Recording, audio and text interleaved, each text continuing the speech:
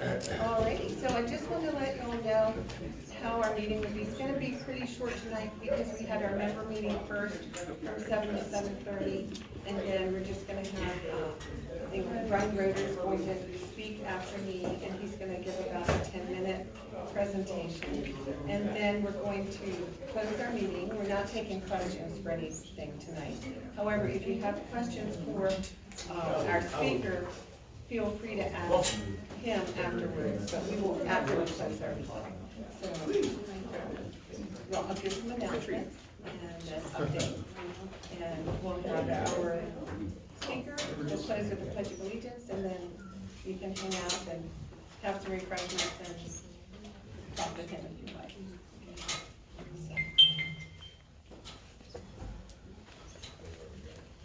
Alrighty, so has everyone seen our newsletter?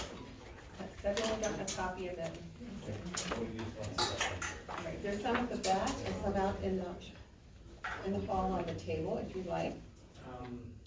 We are so excited this Happy New Year. This year we regained our tax exempt status. As you may know, in January 2018, as I've said before, once I was elected president, I asked to look at the books and discovered that we had lost our tax exempt status right after, basically, they received it, they were approved for tax exempt status by the IRS in 2005. And then they never filed any tax returns. So that was a nice surprise coming into office.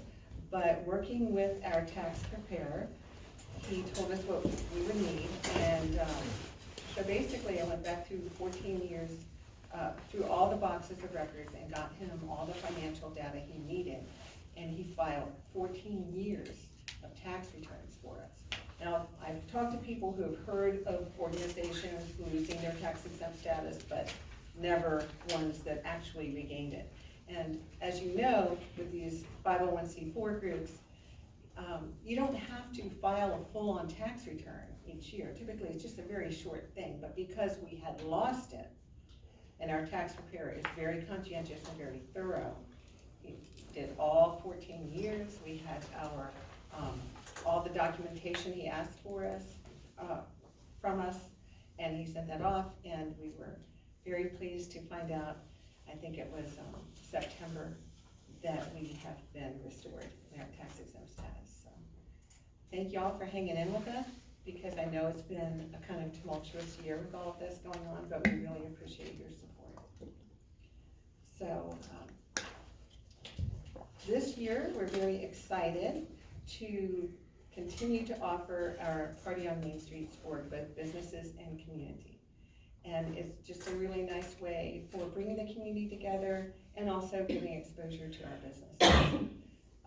We also plan on having our showcase mixers, and of course we're planning on a spring sidewalk stroll as well. So we have our website, and you can always check out everything on our website. If you see any inaccuracies there or anything missing, please email us or call us, because we're just a 100% volunteer organization, and sometimes things might slip through the cracks. So, as you know from our newsletter, our board also voted on December 17th to send a resolution to both VDOT and to our Board of Supervisors to revoke support of and oppose the Marshall Main Street Improvement Project. And you can read all about that in our newsletter.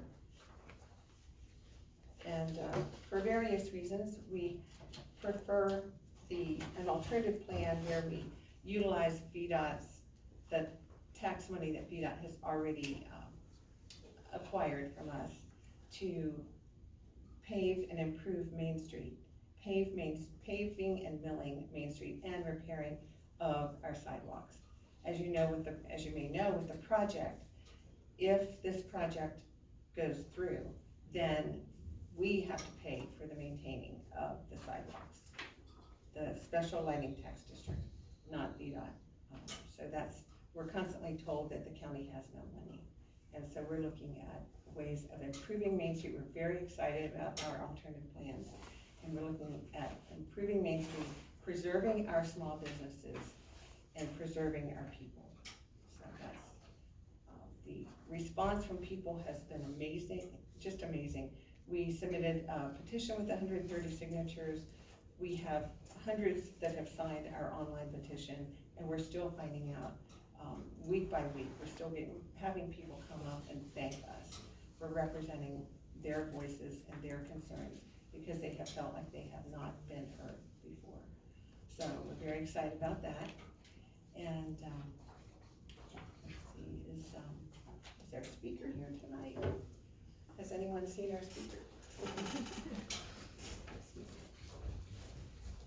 Hey, Nate. How are you? Good. Nice to see you. Happy New Year. So did everyone get to our parade this year? Anybody see the parade? Good weather. Yeah. Okay. I would just say that in the last, well, I've been watching it for 20 years now, and people are stopping way before the end at the fire and rescue station at the far end over by CJ's. They're stopping at the Chevron station and turning around, and a lot of us on that block are going, hey, it's not really the end of it. So I'm wondering how many people are being asked, please don't ditch early from the parade route, finish at the rescue. We found that too. And that's been the last 8-9 years at least that's been happening, but it's been progressively getting worse. Okay. And this year was the worst of all, with people thinking that, I don't know if they thought it or it was just like, oh, this is a good place for our group to stop, but they're stopping at 8444, right around where the ice cream shop is, and the Chevron is where they're stopping and letting people get in their cars and leave. So if there's, I guess I should talk to Brenda, just let her know that people are leaving the parade route early. Sure, and we can send her, thank you for that note. Sure. And we'll send her a little. We enjoy it, we love it every year, and so encourage people to come out and do like a little open house on our front porch, and Nice. it's just kind of discouraging when everybody just kind of stops right as they're in front of our house, so it's like, no, keep going, let's go further.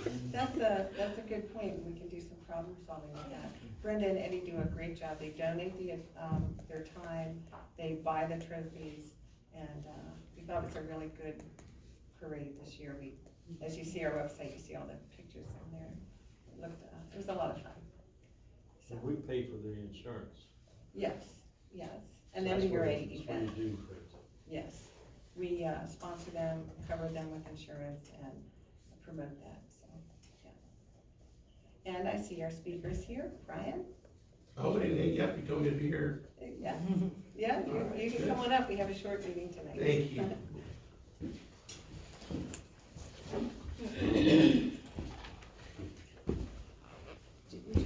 No, I've got a pretty loud voice, although of course. Hi, folks. How are you? How are you? Good. Hello, George. How are you? Hi, Julie. Nice to see you, folks. I see some familiar faces here. Tom. Hey, guys. Tonight, I just want to take a couple minutes to give you an update on what I'm doing and where we are. Gary, thanks for allowing me to be here. Appreciate it. So, February 13th, we'll go before the Board of Supervisors for a vote on our proposed sanctuary at Bear Oak. The sanctuary at Bear Oak is a proposed expansion of my personal home, a quadrupling of the size, allowing for 44 rooms and, oh, hey, Chris. 44 rooms and up to, I think it's 78 events a year. Of those, 52 would be up to 160 people, and 26 would be up to 80 people. So that's the request. We are, as I think many of you know, being opposed by the PEC and George and others, and that's fine. People can disagree on this. I've spent years thinking about trying to design something that won't be impactful to our neighbors. Other than George, all of our other surrounding neighbors who are within adjacent properties are supportive. Several folks have said that there'll be a variety of problems. You might have heard that there are concerns about water. Before we're allowed to get a permit to build a site plan, we have to go through a whole variety of hydrological testing. We won't get a plan, we won't get an approval without that. So the potential for impacts upon water will have to be addressed prior to us receiving the right to build. Same thing with the drain field. We've had engineers look at both issues. They've given us letters showing that they feel that there won't be impacts, but nonetheless, we will have to show that there won't be impacts prior to receiving the permit. So those concerns are addressed in that way. There have been concerns addressed about traffic. The folks that have presented those concerns have indicated they have an engineer that's reviewed traffic loads. What I can tell you is that I have too. And what they found, and I have a stamped letter from them that I'll be submitting at some point. He's sent me the initial review. But the reality is that your typical, let me just put it the way that I think he's putting it. The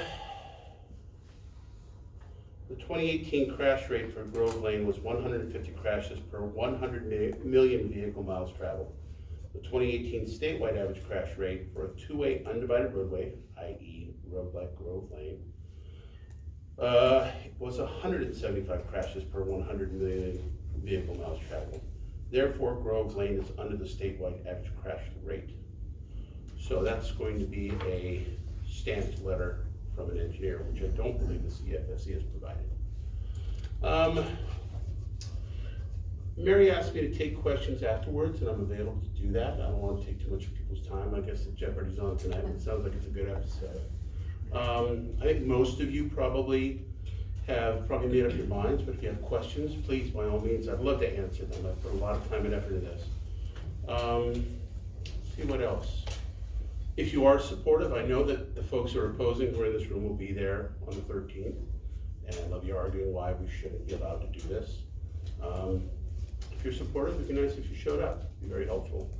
I think especially folks who live in Marshall or members of the business community, being there will make a big difference. Your voices will be very important. I do know absolutely, because it happened during the planning commission meeting, that those opposed will be there in force. George has engaged an attorney to make his arguments. That said, you'd have to ask George about whether or not he'd have some legal action if we got our approval. And so that would probably have to be against the county for reasons that I cannot define because I'm not an attorney. What else? Again, I don't really want to do Q&A. I do have a website, clockyearin.com. You're welcome to go there and check it out. I have some materials there. I've put up a lot of information about what is being proposed. So if you want to go there and check it out, you can, and learn more about it. I really appreciate people showing up tonight from both sides. It's interesting to see all the core opponents here. I know there's a lot of passion for this, but I really appreciate it. And again, afterwards I'm happy to take questions. Is that good? Yes. We're good? We're good on time? Yes. Thanks, guys. Me too. I'm sitting back if you want to talk to me afterwards. We appreciate y'all coming out. And as you know, we support cordial, polite, respectful interactions, and we enjoy bringing information to the community. And we do not take a stand on this particular project. It's just simply, as an advertiser, he's provided us, asked if he could speak for a few minutes. So we encourage y'all to avail yourselves of the time to dialogue with him if you'd like. Also, feel free to enjoy refreshments in the hall with us if you like. And have a good evening. We'll be around for a little bit to socialize, so take your time with Brian. And our Love Marshall meeting. Oh, I almost forgot. One of our favorite, maybe the favorite meeting of the year, is our Love Marshall meeting annually, every February. It falls right around, close enough to Valentine's Day, and we have a lot of fun. We have fun door prizes, so there's a really good chance of you winning something, a Wegmans pecan pie, a nice gift certificate, anything. So we just have a lot of fun, and we're supposed to, one of our speakers will be Father Osman of the Anglican Church. And so we're working finalizing that lineup, but we really encourage you to come out, whether you're members or not. You're invited to our meetings, and just have fun, because the February meeting is really a fun meeting, and you get to know your neighbors, and you get to know business owners, and you get to hear what's happening around Marshall. So, if y'all would stand, and we'll say